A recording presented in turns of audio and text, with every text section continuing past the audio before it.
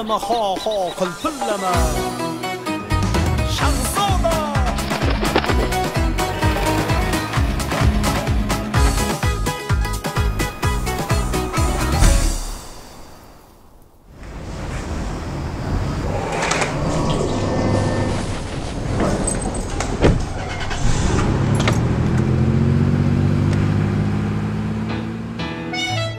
大家好，我是张念。再过10多天就是我30岁生日了，这么算起来，我来柬埔寨已经5个年头了。主要做的工作呢，就是我们中国原柬吴哥保护的2期项目，就是茶礁寺的一个保护修复工作。OK， go。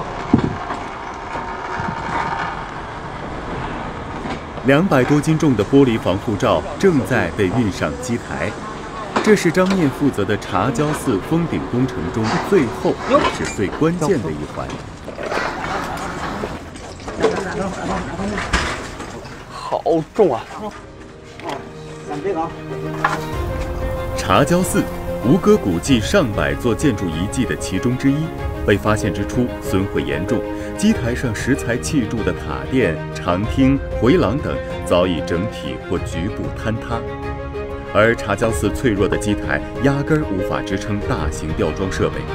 为了修复5座塔顶，光搭建这些脚手架，张念和施工工人们就花费了近2个月时间。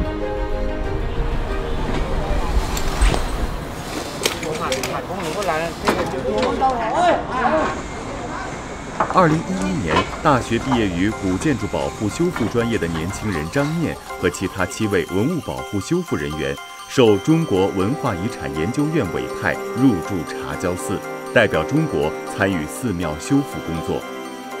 然后我们就把这些石头全部给群配，然后再把它给拼装回去。然后这个是拼装完之后的一个效果。这些坍塌的碎石，大的重达4吨，小的只有5厘米长。张念得一块块找回原石，再按照1000多年前的样子进行还原。他的工作就像拼图。不过这不是一场游戏，24个修复点，1万多块原石，有的掉落时从一块碎成了很多块，有的被深埋在地下。其中耗时最长的一块石头，找到它就花了近2年时间。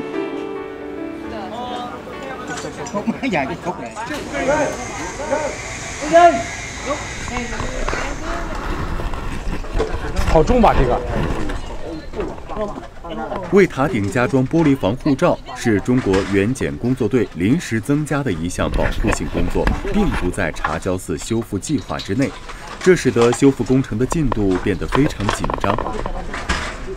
按计划，茶礁寺将于2018年6月完工，移交给柬埔寨。现在留给张念和同事的时间只有短短几个月了。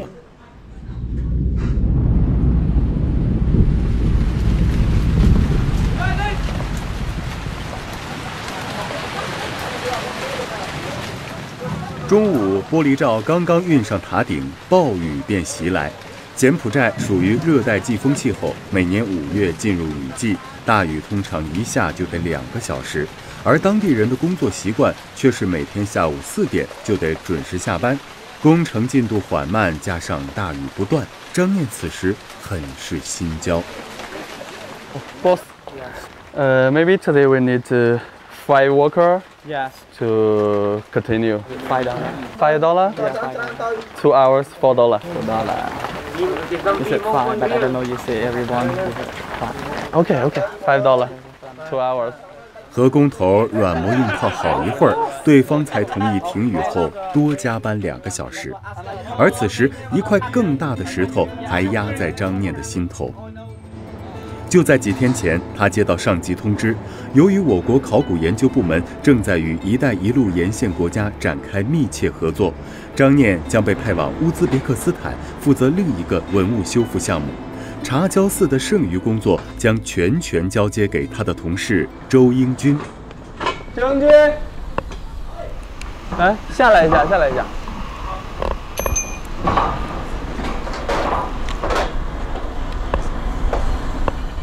我对文物方面比较感兴趣。来了以后感觉怎么样？比想象当中还要更辛苦。对，更辛苦一点。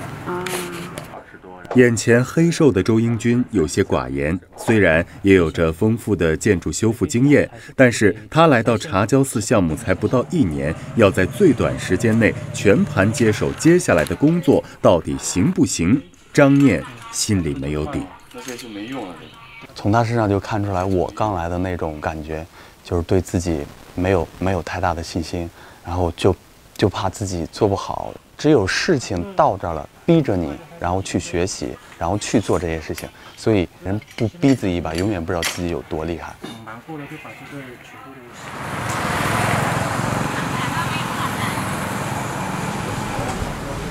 这个比这个厚是吗？对。那就拿这个厚的呗。对对对。你拿这个腰。为了让周英军尽快接手工作，接下来几天，张念带着周英军跑遍柬埔寨的建材市场，让他摸底了解情况。同步，张念也开始排查茶胶寺各处的修复点，以免因为疏漏影响明年的交付。周英军，北内长厅来一下，带几个工人过来。好。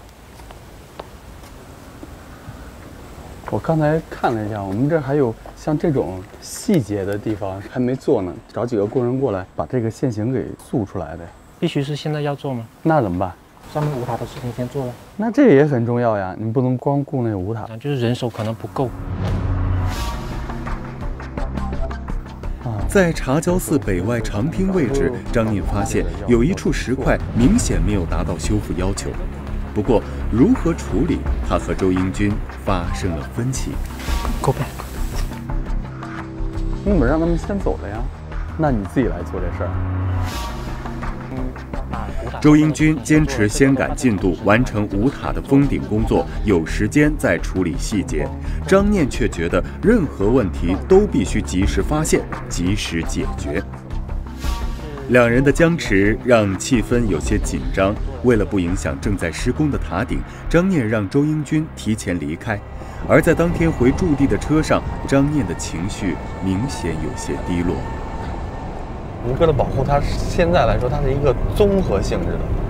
人家在那个 IC 会上，人家不会只看你中国怎么来修复这个东西，人家更多的考虑的是你在这个茶胶寺做的这个综合性的保护工作是什么，而不是仅仅限于工程做没做完。然后在细节控张念看来，茶胶寺的每一个修复点都代表着中国标准，容不得丝毫瑕疵。吴哥遗迹从上世纪90年代开始修复，简称 ICC 的吴哥古迹保护与发展国际协调委员会由法国、意大利、英国等15个国家共同参与。20年来，全世界最优秀的文物考古专家携手援助吴哥，就是希望通过努力，让这座瑰丽的人类遗产能更完美、更永久地保存下去。而早在1997年，中国就派驻了第一批文物保护专家来到柬埔寨。柬埔寨它是一直到90年代初才真正意义上的解放，之前全是战乱，那时候是刚刚内战结束，百废待兴，丛林深处都不能进去的，因为内战时候留下好多地雷，所以说当时他们的困难是相当大的。然后他们在那种情况之下，都可以很出色地完成这个周萨神庙。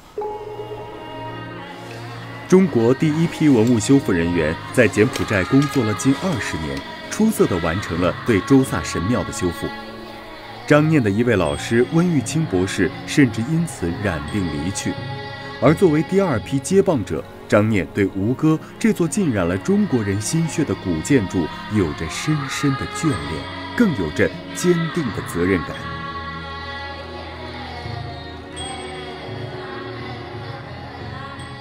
为了尽快推进茶胶寺的进度，张念决定和周英军好好的沟通一番。那天确实是可能有点着急吧，然后说的可能过一点，所以说呢你也别太在意啊什么的，都为了工作吧。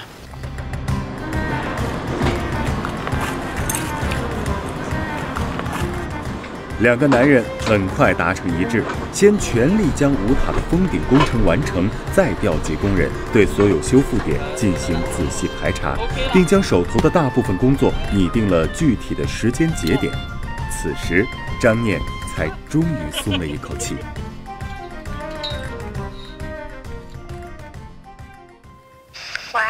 喂，刚领导打电话，我估计快回去。晚上回到宿舍，张念和妻子开始了甜蜜的视频。妻子是他的高中同学，两人结婚1个月后，张念就离开妻子，回到了柬埔寨工作。4年来，夫妻俩大多数时间相隔万里，就在这5英寸屏幕上传递思念。要去乌兹别克斯坦。去多长时间？估计半年吧。妈呀，这么长时间了呀！那闺女咋弄的？我都好几天没有看见了，好想呀。闺女都不认你。我靠！张念的女儿今年出生，上次张念离开家返回柬埔寨时，女儿才4个月大。眼下他又将前往乌兹别克斯坦，可能1年内都回不了家。这种聚少离多的日子成了他生活的常态。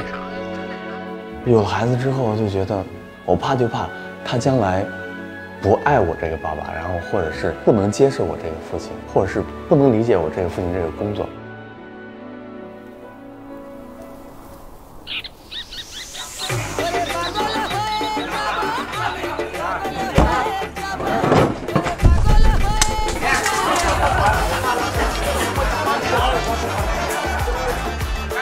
I will come back to China, so I'm very glad to working with this worker. 柬埔寨人就是这样，比如说我赚100美金吧，然后我会拿出来20美金或者30美金，几个人放在一起，然后大家找一个周末呀，或者什么节日啊，然后一起买些啤酒，然后一起买些鸡肉。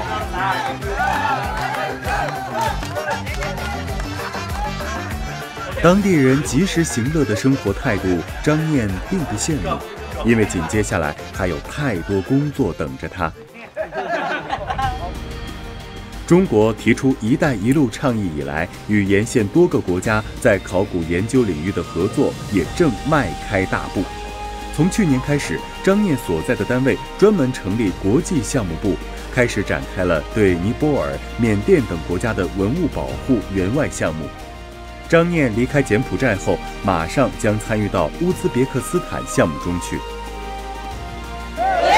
简单、快乐、紧张、忙碌、自信、责任，在“一带一路”建设的宏大背景下，所有参与其中的中国青年都被时代赋予了不一样的气质。